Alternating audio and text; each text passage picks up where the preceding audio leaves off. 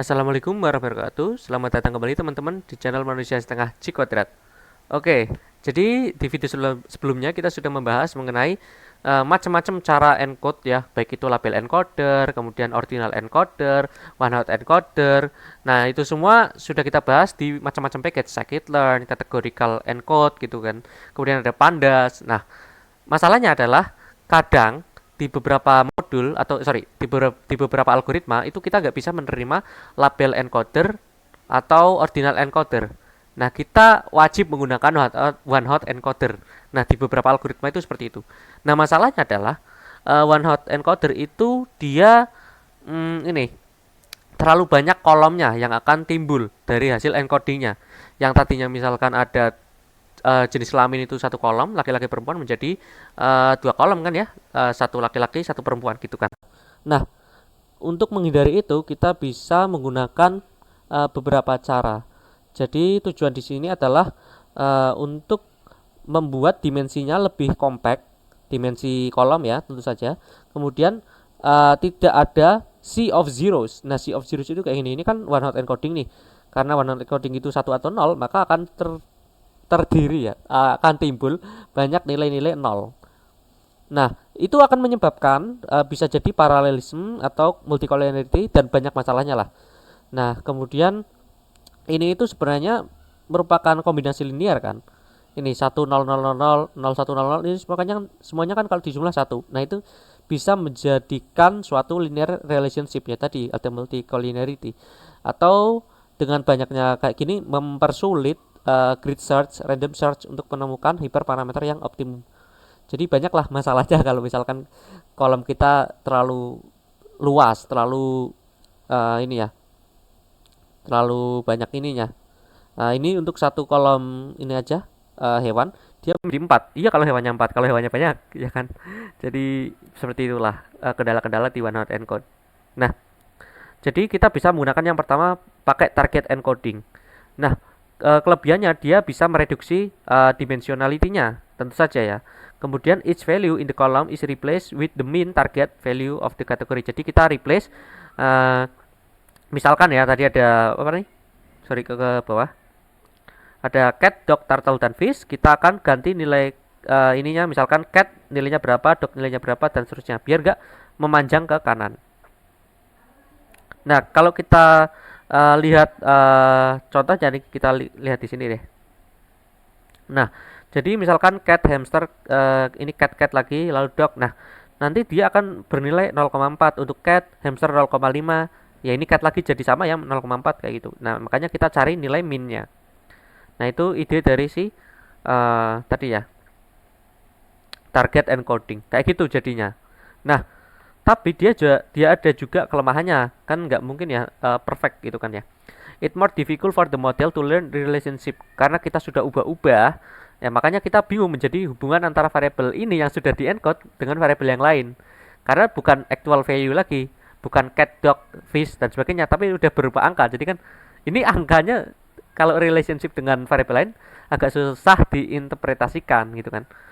Nah, karena dia mencari min yang bergantung dengan ininya ya si variabel y-nya tadi kan rata-rata dari y-nya sendiri ya.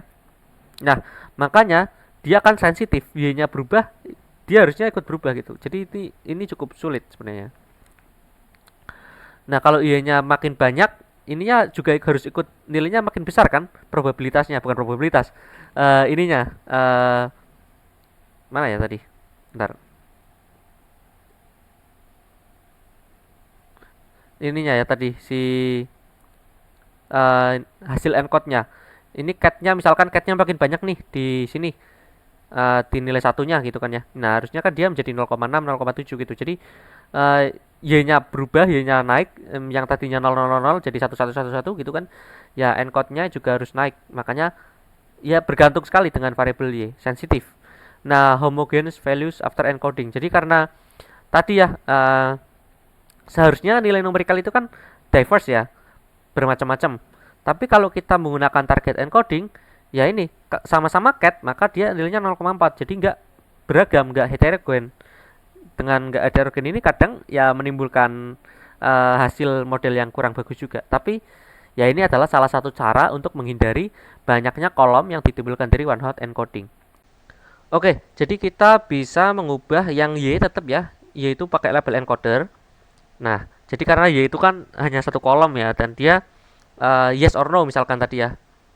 Nah, jadi tinggal pakai label encoder, tapi nanti kita yang X, kita pakainya target encoder, bukan label encoder lagi. Oh ya, saya lupa, ini Y train sama Y testnya, X train sama X testnya masih kepake yang tadi ya. Kita harus ini ulang, ambil ulang. Ini ya, kita harus ini lagi, karena tadi kita sudah menggunakan extract extractnya di video sebelumnya, jadi kita harus import lagi. Kita taruh atas saja kali ya. Nah, kayak ini. Nah, udah kita run. Nah, pakai label encoder, yang bawah pakai target encoder, hasilnya kayak gini. Nah, jadi kita nggak akan, misalkan ya, ada kolom ini ada 3 kategori misalkan. Ini nggak akan memanjang ke kanan. Nah, tapi dia akan punya nilai-nilai sendiri, gitu kan ya. Nah, ini mereduksi dimensinya. Nah, yang agak beda di sini adalah pas fitting, dia butuh X-train dan Y-train. Kalau biasanya kita kan X-train tok ya, yang di fit atau di fit transform. Kenapa? Karena kita memang menggunakan target encoder, namanya juga target ya. Jadi dia butuh variabel Y. Kayak gitu. Nah, itu cara yang pertama. Eh, Cara yang kedua, kita bisa menggunakan leave one out encoding. Ini sama seperti sebelumnya, kayak target encoder, tapi dia calculating average tapi excluding current row value gitu. Jadi untuk row sekarang itu diubah. Ini seperti kalau teman-teman tahu CV dan GCV, seperti itu sih harusnya. Nah, this level of the effect of outlier and creates more diverse encode. Jadi ini lebih diverse ya, karena dengan adanya dimatikan pada kolom pada row tersebut, maka dia akan memiliki nilai yang macam-macam. Kita biar kebayang, kita lihat di example yang tadi. Ini misalkan caret gitu kan ya. Kemudian caret ini 0 tambah 0 tambah 1 tambah 0 tambah 1. Nah, kemudian dijumlahkan ya, lalu dibagi dengan n-nya. Jumlah caretnya ada berapa? Itu jadinya 0,4. Tapi kalau pakai leave one out, ini berarti kan caretnya di hidden ini yang awal untuk menghitung yang nilai ini. Jadi dimulai dari ini 0 tambah 1 tambah 0 tambah 0 gitu. Jadi ini enggak dihitung. Nah, itu. Kalau yang mau hitung yang ini, ya udah ini yang ditutup gitu ya, yang enggak dihitung kayak gitu. Nah, kalau di Python sendiri berarti kita butuh mana nih? Kita butuh ini ya, library sama kategori encoder, tapi kita importnya leave one out. Nah, kita fit sama, kita butuh variabel Y karena ini mirip dengan si target encoding. Lalu untuk transform ya yang extrainnya aja ya, atau kalian punya extest ya juga extestnya ditransform. Nah, hasilnya seperti ini.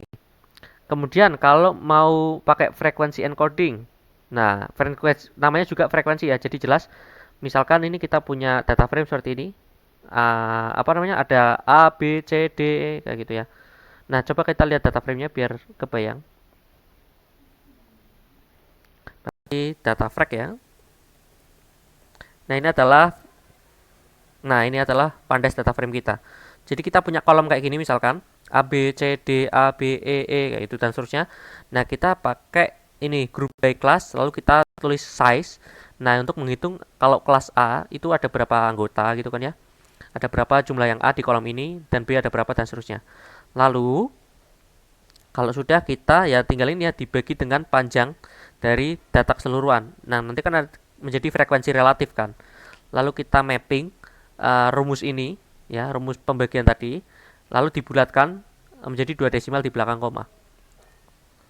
Nah, hasilnya kayak gini. Nah, yang tadinya misalkan ini A ya, kolom baris 14 ya, jadi kita replace angkanya jadi 0,27 kayak gitu kan. Nah, kayak gini kan. Nah, seperti itu.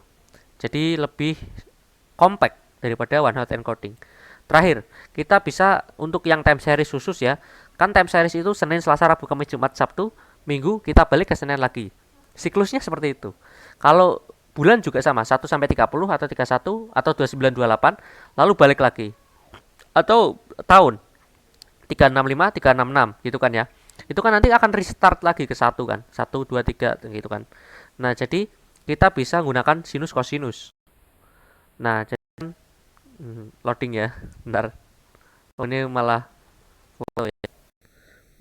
menghitung sinus kosinus gak. Maksudnya intinya adalah di sini kalian kalau tahu siklus sinus ya, mungkin kita bisa cari siklus sinus. Oh, bukan sinusitis ya. Nah, ini kenapa jadi sinusitis? Nah, ini. Jadi ini sin cos itu dia gelombang yang berulang. Misalkan Senin, Selasa, Rabu, Kamis, Jumat, Sabtu, Minggu, senang banget kan di atas, pulang lagi ke Senin lagi kayak itu kan ya. Itu seperti itu. Jadi polanya berulang terus. Nah, makanya kita bisa menggunakan ini ya, sin cos ini. Nah, misalkan Sunday, Tuesday, Friday, Saturday, Sunday dia ubah menjadi 1 sampai 7 hari gitu kan ya. Data frame-nya seperti itu. Lalu kita import matematik sama matematik untuk ambil nilai pi 22 per 7 itu ya 3,14. Nah, kita ubah menjadi yang tadinya ini Sunday, kita ubah jadi 6, hari ke-6 misalkan, Tuesday jadi hari ketiga, Friday hari keempat, dan seterusnya. Setelah itu kita ubah menjadi nilai sinus dan kosinus. Nah, ininya kelasnya. Kalau kita lihat hasilnya seperti ini. Nah, jadi untuk Sunday, Sunday itu akan punya nilai sinus ini min 2, sekian, dan untuk kosinusnya nilainya 1, misalkan kayak gitu. Nah, jadi yang tadinya kita harus mengubah jadi 7 kolom karena ada 7 hari, kita cukup menjadikannya 2 kolom, yaitu kolom sinus dan kolom kosinus. Atau tangan boleh ya. Tangan itu juga nggak ya, berulang ya. Kalian bisa komen ya kalau tahu ya. Jadi seperti itu, kita bisa mereduksi dimensinya. Oke, mungkin cukup sekian. Jadi kita recap, ada time series encoding, frekuensi encoding, target encoding, dan leave one out tadi. Kalau yang lain juga sebenarnya mungkin masih ada. Nah, kalian bisa tambahkan sendiri macam-macam yang lainnya. Oke, semoga bisa bermanfaat. See you next time. Bye bye. Assalamualaikum.